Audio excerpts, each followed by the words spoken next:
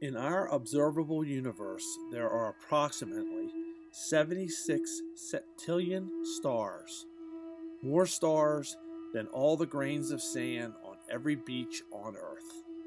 All these stars with an estimated 10 billion planets and possibly as many as an octillion moons.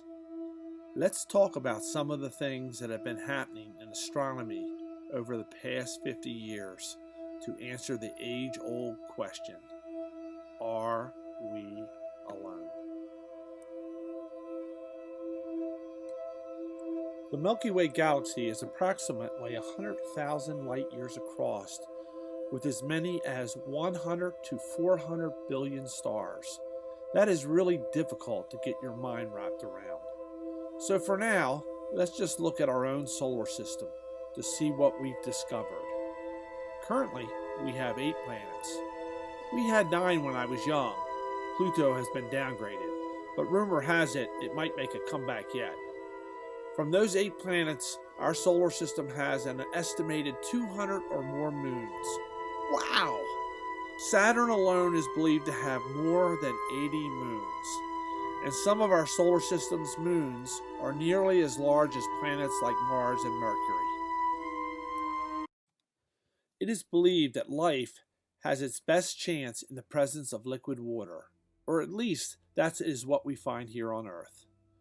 Nonetheless, extremophiles have been found that can survive temperatures above boiling or below freezing. These type of organisms were abundant in the evolution history of our planet. Some extremophiles can survive for a limited time in the vacuum of space.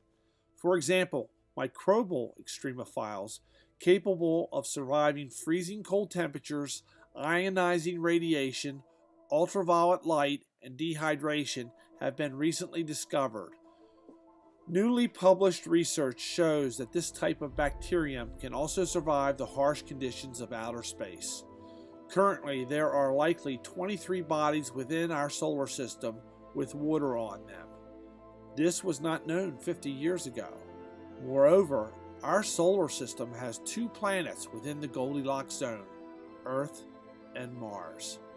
In astronomy and astrobiology, the Goldilocks or habitable zone is where the range of planetary orbits around a star can support liquid water with sufficient atmospheric pressure. It is further speculated that Mars once had a thicker atmosphere and liquid water above the surface many years ago. If Mars were only a little larger world, it might have kept more of its atmosphere and water. Surprisingly, methane gas has been found on Mars, and it increases during the Martian summer. This could be due to chemical reactions and temperature, but the methane in Earth's atmosphere comes from living things. However, right now, Earth is the only known planet to have life. As we physically explore the planets in our solar system, this may change. So the next question we might ask ourselves is our solar system typical? In a recent NOVA program, the authors found that we are a pretty typical solar system. However, we do have some unusual features, like the lack of a super Earth, as well as the low eccentricity of our planet's orbits. In other words, our planet's orbits are nearly circular, and this isn't normal. Since we are fairly average, that could mean that there is nothing special about our solar system. Therefore, when we ask, do most star systems have 8 or more planets and hundreds of moons? Increasingly, it looks like they might be the case. To date, more than 4,000 exoplanets around other stars have been discovered and confirmed. In fact, nearly every star close enough to see, when we look, we find planets. Hence, not surprisingly, planets are being discovered and confirmed at an exponential rate. So let's have some fun and just look at our immediate neighborhood and do some speculation. Let's say within 100 light years of Earth. That's kind of right next door, or in our own backyard.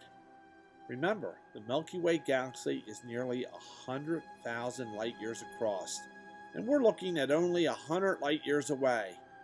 In the image, it would be just a small dot showing our solar system. In that 100 light year area, we find that there are an estimated 13 to 14,000 star systems. Now that's pretty amazing. Let's narrow our search a little to only stars like our own, a Class G star. Class G stars burn their fuel hydrogen slowly. Therefore, the solar system is likely to be relatively docile and long-lived. It is believed that there are more than 500 Class G stars like our own within 100 light years. So if we were to consider only that information which we know about our system, we could speculate that a typical solar system will have 2 of its planets in the Goldilocks zone. From this, we might conclude that there are likely 1,000 planets in our close proximity that might have liquid water and can support life. Planets around other stars, water on planets within our own solar system are all discoveries that have been made in the last 50 years. It would appear that the possibility of life elsewhere is growing.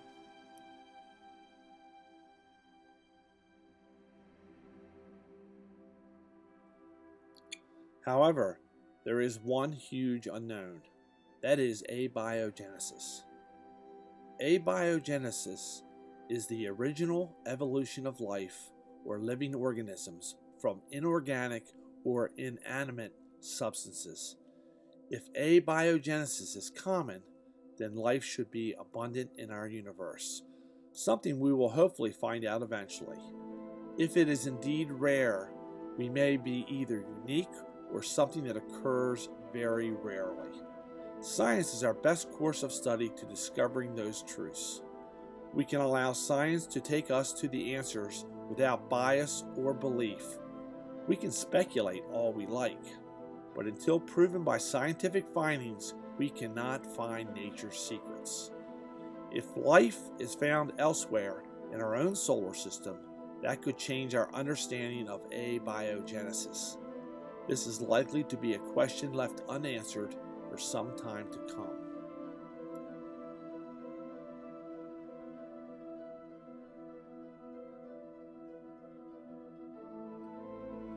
As Jodie Foster or Eleanor Arroway says in the movie Contact, I'll tell you one thing about the universe though. The universe is a pretty big place. It's bigger than anything anyone has ever dreamed of before. So if it's just us, it seems like an awful waste of space.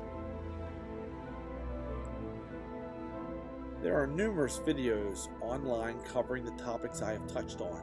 I urge everyone to explore what is known and unknown and draw their own conclusions to the age-old question, are we alone?